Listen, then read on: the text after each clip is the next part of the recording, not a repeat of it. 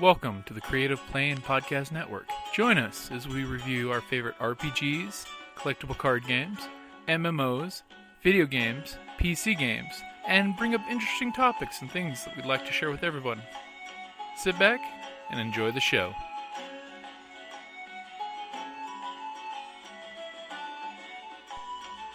Hey guys, welcome to Day 3 of the RPG a Day Challenge. So, for Day 3, my favorite new game of the last 12 months, I would have to come out with Iron Kingdom's Hordes. Pretty much, Iron Kingdoms is a fun little RPG. It's kind of based on the old D20 for the world and the history, but they've got a new game mechanic that utilizes 2d6 plus a static bonus versus your target's number. Pretty much, Iron Kingdom's Horde is great because it adds a whole new depth to the old system of Iron Kingdoms before was a very Warhammer-esque series where you use magic and technology to dominate the battlefield. Pretty much Horde brings the organic version of that. You've got the Warlock that can now charm great beasts, become the equivalent of Steamjacks, as well as the Alchemists you can use to turn body parts into various other items, which, like, my favorite reference in the Horde starter set is the shaman who can take a spleen to make a silencer for the Alligator Man's rifle. Pretty much we're going to be recording one of our next demos. We play that, and we're going to be posting that on the website as well so you guys can hear how just wacky crazy that gets. Pretty much I can't wait to see a group with a player controlling a Steamjack and another player being a member of the Horde controlling a War Beast. So that just could be a fun team up of a War Beast and a Steamjack in the same group, just chomping through the battle lines.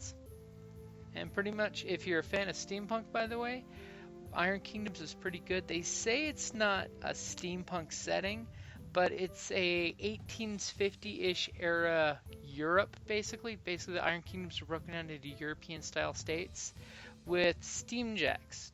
Giant, huge, steam-powered machines that use a little bit of magic that can be endlessly modified with the gaming system, and lots of goggles. Pretty much every class has the option to get some kind of goggle. I don't know about you, but that playfully sounds like steampunk for me. So, just enough for me to get my steampunk players to enjoy kicking in with a little Iron Kingdoms. Like usual, guys, thank you for listening.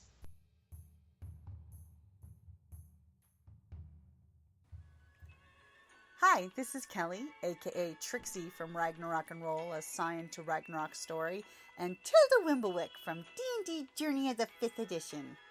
First off, I would just like to say thank you to everyone for listening to our varied adventures, as well as for rating us on iTunes and RPGpodcast.com. If you haven't rated us yet, we would greatly appreciate it if you could. And if you're looking for more ways to support our efforts, we are now on Patreon, a great site where you can help us continue making more podcasts, as well as some special surprises for our patrons. If you can, please look us up at www.patreon.com/cppn. Every little bit helps. And again, thank you for listening.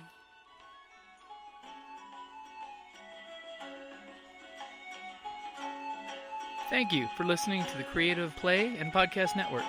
And feel free to enjoy our other shows, such as D&D Journey of the 5th Edition and Scion Ragnarok and Roll, a Scion hero to Ragnarok story.